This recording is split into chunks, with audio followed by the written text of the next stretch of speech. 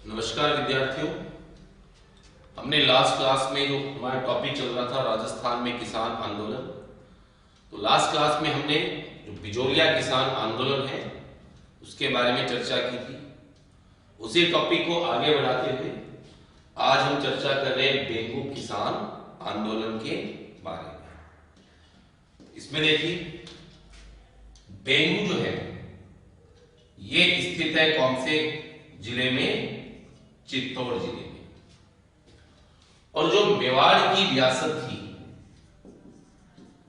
इस मेवाड़ की रियासत में ही एक जागीर थी बेंगू। और बेंगू के जो किसान थे वो भी अधिकांशतः किस जाति के थे? धाकड़ जाति के थे। ये मैंने आपको बताया था, बिजोलिया में भी 60% आबादी जो थी वो धाकड़ जाति के किसानों की थी। तो बेंगू के अंदर भी जो किसान थे वो धाकड़ जाति के थे। और जो बिजोलिया के किसान हैं, उन बिजोलिया के किसानों के संबंधी या रिश्तेदार थे। तो बिजोलिया के आंदोलन से प्रेरित हुए बेंगू के किसान और 1921 में भीलवाड़ा के मैनार नामक स्थान पर एकत्रित हुए। इसके बाद ये गए अजमेर, और अजमेर जाकर इन्होंने मुलाकात की विजय सिंह पथिक से। और विजय सिंह पथिक से मुलाकात करके इन्होंने इस आंदोलन का नेतृत्व करने का आग्रह किया। लेकिन पथिक जो थे उनके मेवाड़ रियासत में प्रवेश पर क्या लगा हुआ था? प्रतिबंध। तो पथिक तो मेवाड़ जा नहीं सकते थे। तो इस कारण से विजय सिंह पथिक जो थे इन्होंने भेजा था राम नारायण चौधरी को। और राम नारायण चौधरी जो थे इन्होंने मुलाकात की। उस समय मेवाड़ के अंदर दीवान के पद पर कार्यरत थे दामोदर लाल। दीवान यानी कि एक प्रकार से वित्त मंत्री की भांति पद हुआ। तो मेवाड़ के दीवान थे दामोदर लाल, उनसे मुलाकात की। इसके अलावा मेवाड़ में पॉलिटिकल एजेंट था विल्किंसन, इससे भी इनकी मुलाकात हुई।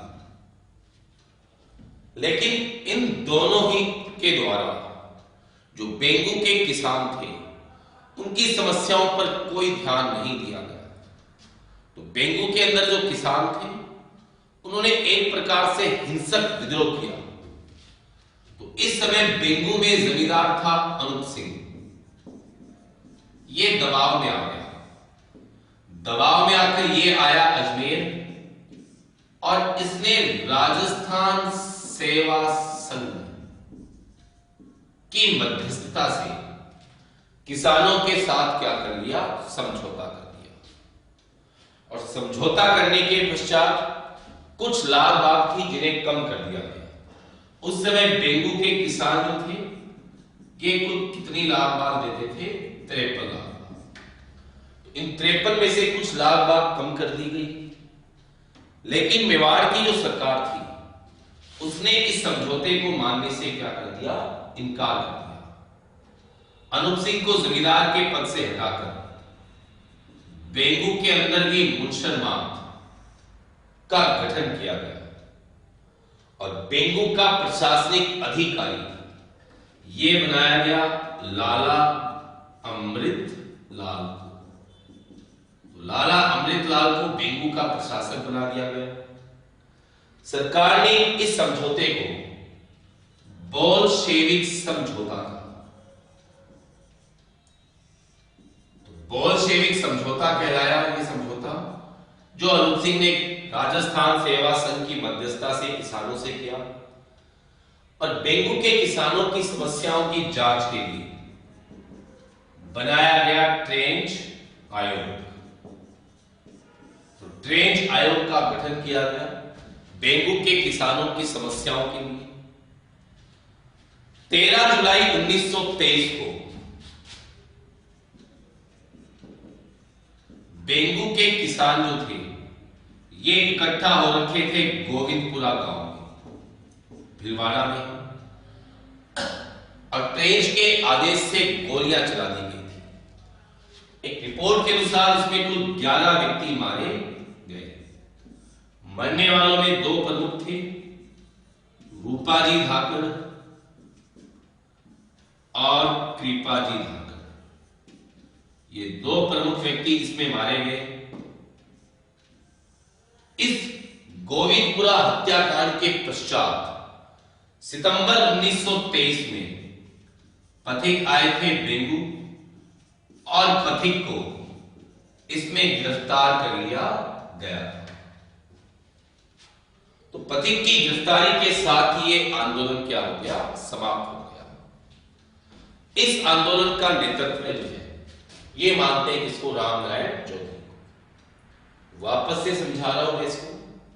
बेंगू फिलहाल चित्तौड़ में है, और मेवाड़ रियासत की एक जागीर थी छोटी सी बेंगू। यहां पर जो किसान थे ये धाकड़ जाति के थे, और बिजोरिया के किसानों के संबंधी थे। तो बिजोरिया के आंदोलन से ये प्रेरित हुए, मैनाल में इकट्ठा हुए 1921 में। अजमेर जाकर इन्होंने मुलाकात की पथिक से, और पथिक से कहा कि आप हमारे भी आंदोलन का नेतृत्व करें। लेकिन पथिक के मेवाड़ रियासत में प्रवेश पर प्रतिबंध था उस समय। तो पथिक ने भेजा रामनारायण चौधरी को, और रामनारायण चौधरी ने मुलाकात की मेवाड़ के दीवान दामोदर लाल, और उस समय पॉलिटिकल एजेंट था विल्किंसन। इन दोनों से मुलाकात की, लेकिन दोनों ने किसानों की समस्याओं पर ध्यान दिया नहीं। तो बेंगू में किसानों ने हिंसक विद्रोह कर दिया। बेंगू में जमींदार था अनूप सिंह, ये दबाव में आ गया, अजमेर आया, और राजस्थान सेवा संघ की मध्यस्थता से इसने किसानों के साथ समझौता करके कुछ लाख बागों को कम कर दिया। उस समय में बेंगू के जो किसान थे ये 53 लाख बागें देते थे।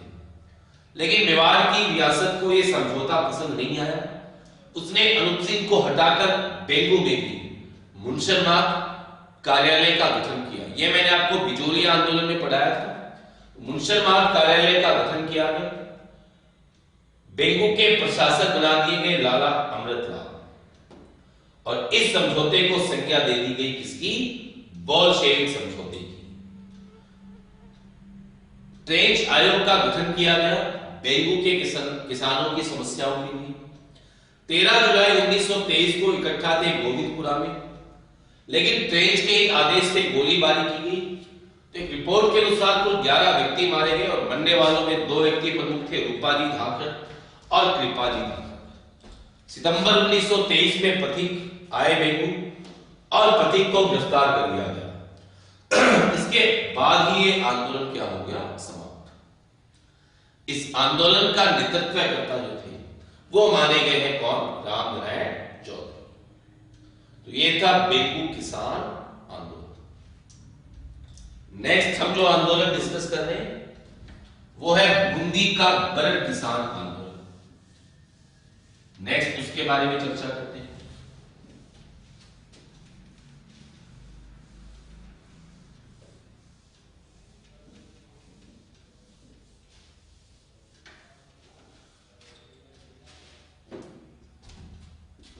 नेक्स्ट आंदोलन है बूंदी का बरड़ किसान आंदोलन।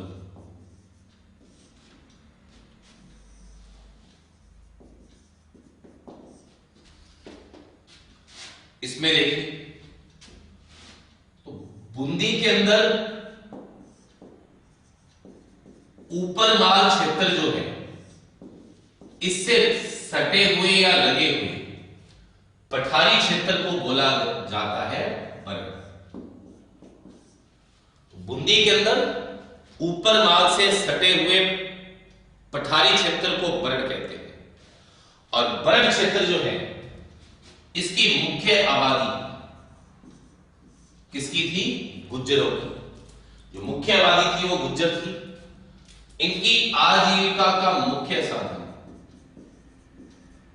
क्या था दोस्तों, पशुपालन। आजीविका का मुख्य साधन था पशुपालन। अब इन गुज्जरों के अंदर जानवरों को हाका देने की परंपरा थी। हाका देना होता क्या है? जब भी क्षेत्र में जमींदार, शासक, ब्रिटिशर्स, अंग्रेज अधिकारी ये शिकार करने आते थे तो गुज्जर जानवरों को हाँकते थे। हाँकने का मतलब है उनको आवाजें निकालकर भगाते थे, इसे बोलते हैं हाका। तो इस हाका के कारण गुज्जरों के खुद के पशु भी मारे जाते थे और इनकी आजीविका का मुख्य साधन था ही क्या? पशुपालन। तो एक तो इनके खुद के पशु भी मारे जाते थे, दूसरी चीज पठारी क्षेत्र था तो कृषि कम होती थी और जो भी कृषि होती वो इस शिकार में क्या हो जाती? नष्ट। ठीक है। दूसरा, बूंदी की जो रियासत थी, इस रियासत ने यह कहा कि अब रियासत में कृषि योग्य भूमि जो है इसको बढ़ाया जाएगा, यानी जो चारागाह भूमि है उसमें क्या आएगी? कमी आएगी। अब आप देखिए, इन गुज्जरों की अर्थव्यवस्था डिपेंड किस पे है? पशुपालन पे, यानी कि चारागाह भूमि पर पशुओं को चराते भी थे और चराई कर होता था तो पशुओं के चराने भी देना पड़ता था। तो चारागाह भूमि अगर कम हुई तो जाहिर सी बात है तो पशुओं को चराने में प्रॉब्लम आएगी और किसी की मांग ज्यादा होगी, यानी चराई कर उनको ज्यादा देना पड़ेगा क्योंकि चारागाह भूमि सीमित है। तो चराई कर भी बढ़ाने का संकेत दे दिया था बूंदी रियासत ने। तो इस हाका परंपरा और चारागाह भूमि की कमी के खिलाफ इन किसानों ने 1921 में साधु सीताराम दास की सलाह पर गठन किया बरड़ किसान सभा का और इसके अध्यक्ष बनाए गए हरलाल भड़क। तो कभी भी क्वेश्चन आया कि बिजोरिया किसान आंदोलन के अलावा साधु सीताराम दास किस आंदोलन से जुड़े हुए थे? बूंदी के बरड़ किसान आंदोलन से। इन्हीं की सलाह पे गठन किया गया, अध्यक्ष बना दिए गए हरलाल भड़क।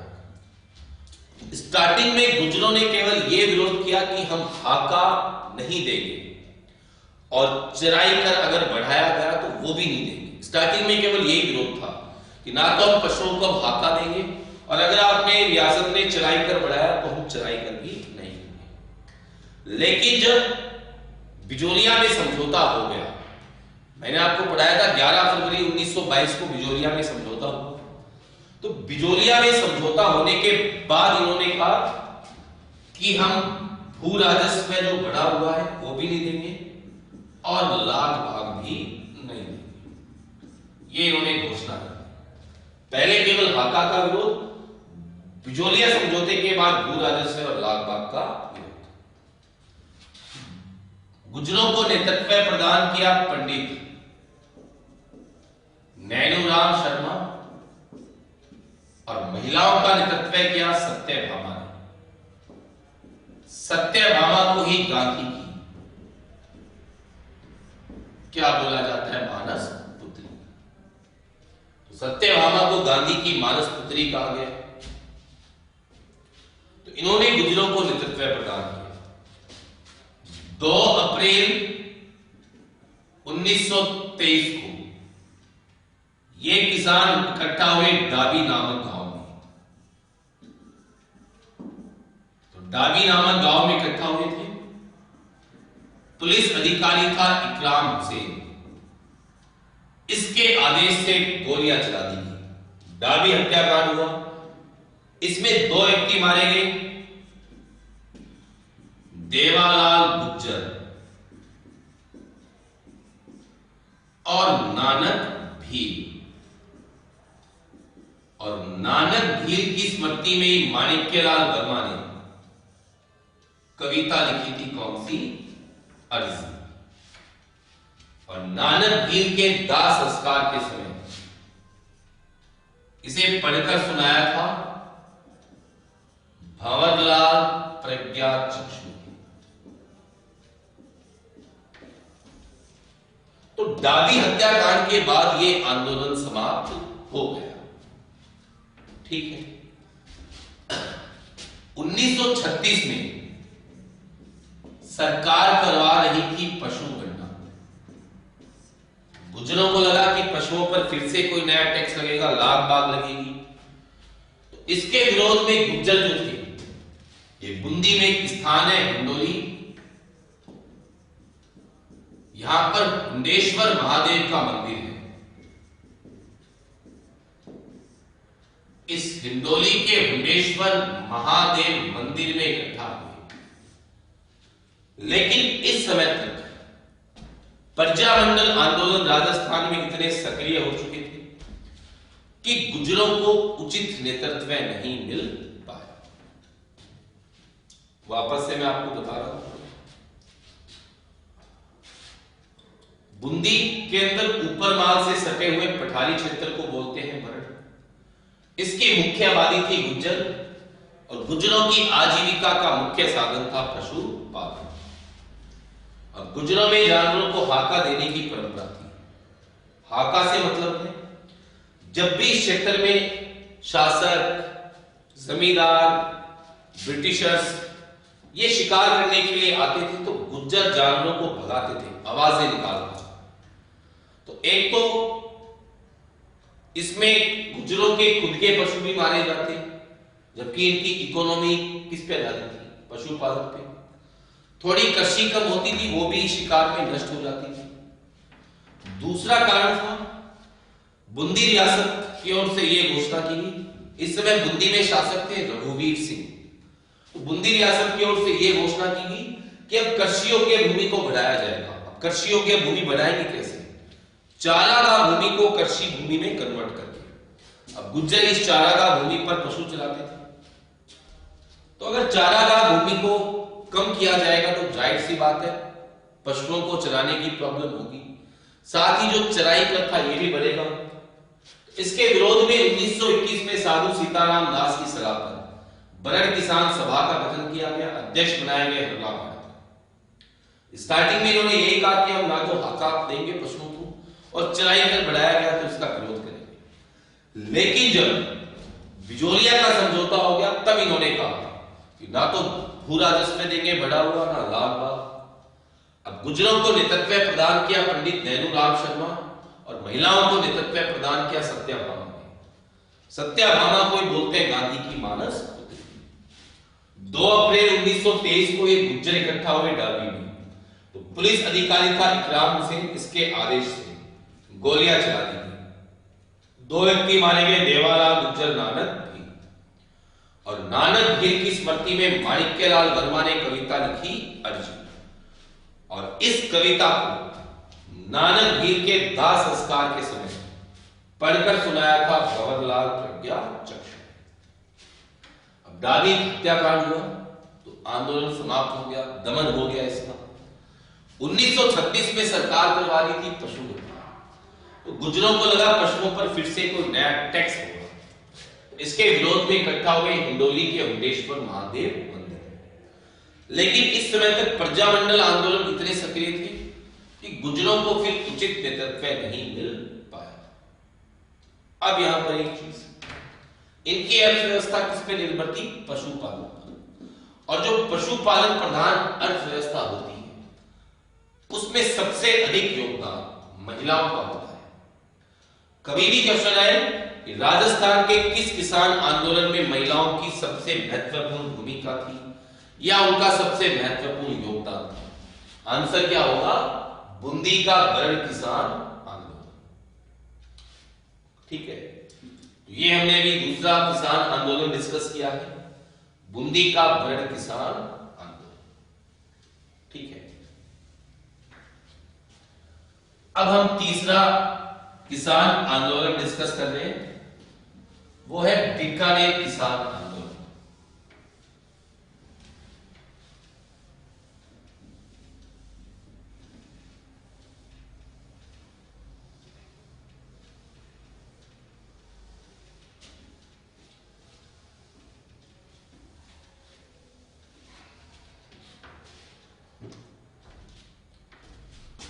नेक्स्ट, बीकानेर किसान आंदोलन। तो ये तीसरा किसान आंदोलन है, बीकानेर किसान आंदोलन। इसके बारे में करते हैं डिस्कस। है भी इसमें मेमोरी,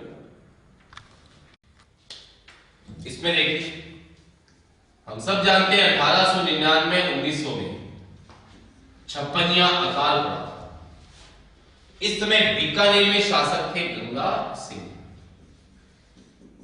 ये चाहते थे कि सतलज नदी से एक नहर बीकानेर रियासत में लाई जाए। ठीक है, इसके लिए इन्होंने 3 वायसराय से मुलाकात भी की है, कर्जन से भी की, हार्डिंग वित्ते से भी और इरविन से भी। तो इरविन जो था वायसराय भारत का, इसके समय इस गंग नहर का निर्माण शुरू हो गया था 1925 में। 1927 में ये बनकर कंप्लीट हुई। इसका उद्घाटन भी इरविन ने किया था। तो इस नहर के निर्माण पर जितना भी पैसा लगा वो सारा गंगा सिंह ने लिया। इसीलिए गंगा सिंह को भारत का क्या बोला जाता है, भागीरथ। एक बार तो पूरा पैसा दिया, लेकिन जब ये नहर कंप्लीट हो गई तब सिंचाई के लिए पूरा पानी उपलब्ध नहीं हुआ, किसानों को पूरा पानी नहीं दिया गया। और इस सिंचाई सुविधा के बदले जो टैक्स वसूल करते थे आबियाना, इसको रियासत के द्वारा बहुत ही सख्ती से वसूल किया जा रहा था। तो गंगा सिंह जब दूसरे गोलमेज सम्मेलन में भाग लेने लंदन गए थे तो गंगा सिंह की आलोचना हुई। गंगा सिंह की आलोचना हुई चंदनमल बहल के द्वारा लिखित बीकानेर एक दिग्दर्शिका,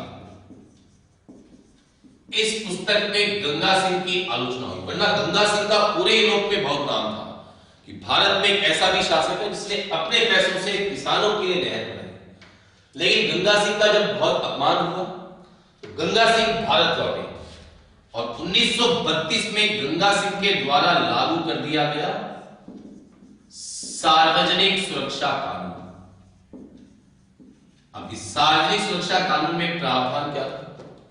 पहला प्रावधान, किसी भी व्यक्ति पर यह संदेह हो कि वो सरकार विरोधी गतिविधियों में लिप्त है तो उसको रियासत से क्या कर सकते थे, निष्कासित। दूसरा,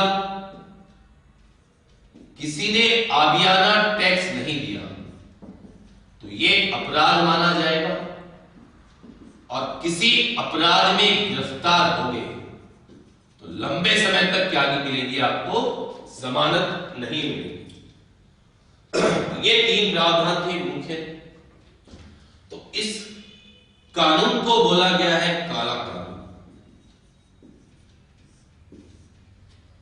और गांधी ने इसकी तुलना की किस एक्ट से? रोलेट एक्ट से। रोलेट एक्ट में भी तो किसी प्रकार का प्रावधान था, तो गांधी ने इसकी तुलना रोलेट एक्ट से भी की है। गंगा सिंह के राज्य की तुलना की गई दोस्तों नीरो के राज्य से। नीरो शासक था रोम का और नीरो के लिए प्रसिद्ध है कि जब रोम जल रहा था तो नीरो बांसुरी बजा रहा था। तो गंगा सिंह के राज्य की तुलना नीरो के राज्य से की। ठीक है, नेक्स्ट देखिए, बीकानेर में प्रथम संगठित रूप से किसान आंदोलन ये प्रारंभ किया जीवनलाल चौधरी ने 1937 में। तो 1937 के अंदर जीवनलाल चौधरी ने उदासर गांव से प्रथम संगठित किसान आंदोलन को स्टार्ट किया। 1942 में बना दी गई थी बीकानेर राज्य प्रजा परिषद। तो बीकानेर राज्य प्रजा परिषद के जो कार्यकर्ता थे, इन्होंने 30 जून से 1 जुलाई 1946 को जो रायसिंह नगर है गंगानगर में, उसमें किसानों का एक सम्मेलन बुलाया, रियासत से अनुमति मांगी गई और रियासत ने अनुमति प्रदान कर दी। केवल रियासत ने यह कहा कि कोई भी झंडे का प्रयोग नहीं कर सकता, तो झंडा जो था इसको प्रतिबंधित कर दिया गया। फिर भी कुछ किसान झंडा ले आए और गोलीबारी में मारे गए थे बिरबल सिंह नामक व्यक्ति।